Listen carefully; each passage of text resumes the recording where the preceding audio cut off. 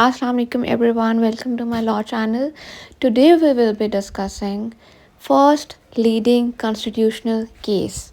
First leading constitutional case जो कि आप लॉ गैट और सी लॉ का जब एग्ज़ाम देते हैं तो आपने लीडिंग कॉन्स्टिट्यूशनल केसेस करने होते हैं। तो जो फर्स्ट केस है मैं इसमें आज इस वीडियो में वो केस डिस्कस करूँगी और आपको इन डिटेल एक्सप्लेन करूँगी, ठीक है। तो Maulvi Tamizuddin Khan versus federation of Pakistan is the first leading constitutional case है। बेसिकली आपको थोड़ा सा बैकग्राउंड आइडिया होना चाहिए कि क्या हुआ था इसमें। अब पहली बात आपको ये पता हो Maulvi Tamizuddin Khan who was he, ठीक है। Maulvi Tamizuddin Khan was the elected president of the constituent assembly, ठीक है। आपको ये पता हो कुछ क्वेश्चंस बेसिक से आएंगे, वो मैं आपको बताऊंगी जो यूजुअली आते हैं, रिपीट होते हैं इस केस से, वही यूजुअली आते हैं, ठीक है। सो पहली बात आपको जो पता हो वो ये है कि he was the elected president of the constituent assembly. Tenure उसका क्या था, फ्रॉम दिसंबर 1954 टू 24 अक्टूबर 1984। आपको थोड़ा सा ये पता हो। और फिर क्या हुआ था इस केस में, गवर्नर जनरल ग़ुलाम मोहम्मद जो थे उन्होंने क्या किया, ही डिज़ोल्व्ड मौलवी तमीज़ुद्दीन ख़ान्स असेंबली। यहाँ से इशू बन गया और यहाँ से क्या हुआ, केस काइंड ऑफ स्टार्ट हो गया। गवर्नर जनरल ग़ुलाम मोहम्मद डिज़ोल्व्ड हिज असेंबली। मौलवी तमीज़ुद्दीन ख़ान ने क्या किया, उन्होंने पिटीशन सू कर दिया against governor general's decision that he has dissolved assembly, ठीक है। ही सूट पिटीशन, कहाँ उन्होंने पिटीशन सू किया, चीफ कोर्ट ऑफ सिंध में ये केस गया, वहाँ उन्होंने पिटीशन सू किया। Maulvi Tamizuddin Khan suit petition in chief court of Sindh against the decision of governor general. He suit two petitions, writ of mandamus and writ of quo warranto. कुछ basic points हैं जहाँ से यूजुअली क्वेश्चन आता है फ्रॉम दिस केस। क्या है, एक तो ईयर इज़ इम्पॉर्टेंट, आपको ईयर पता हो, आपको ईयर याद रखना है, दैट इज़ ईयर इज़ 1955 इस केस का ईयर है, ठीक है। फिर अगर ये क्वेश्चन आ सकता है कि where this case was reported, तो PLD 1955 FC 240, और ये FC वाला जस्ट एक ही केस है इन ऑल लीडिंग केसेस, ठीक है। तो ये इस तरह भी आपको याद रहेगा। फिर ये भी आपको याद रखना है कि इस केस को हु हेडेड दिस केस, ठीक है। बेंच हेड इस केस में who was it was Mohammad Munir, आपने ये नेम याद रखना है। फिर इट वाज बेंच ऑफ 5 जजेस, ठीक है। अनदर इम्पॉर्टेंट पॉइंट, इनमें से क्वेश्चन यूजुअली आ जाते हैं, तो ये आप कुछ अगर पॉइंट्स याद रख लें तो बेस्ट है आपका पेपर। अगर आप कॉन्स्टिट्यूशनल केसेस कर रहे हैं, जो कि आई रिकमेंड करने चाहिए क्योंकि ये इजीली आप कर सकते हैं, इतनी डिटेल में नहीं पढ़ें, ये कुछ पॉइंट्स कर लें, हो जाते हैं क्वेश्चंस।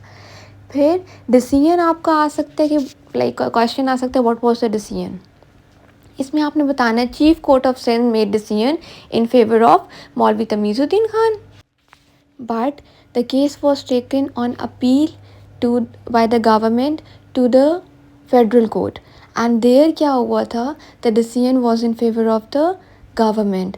तो आपने ये याद रखना है कि चीफ कोर्ट ऑफ सिंध में पहले केस गया, चीफ कोर्ट ऑफ सिंध ने तमीज़ुद्दीन ख़ान के फेवर में डिसीजन दिया, लेकिन ऑन अपील वो केस गवर्नमेंट कहाँ लेकर गई, गवर्नमेंट वो केस लेकर फेडरल कोर्ट गई और वहाँ जो डिसीजन आया वो गवर्नमेंट के फेवर में आया। तो ये कुछ बेसिक सी बातें हैं, ये याद कर लें।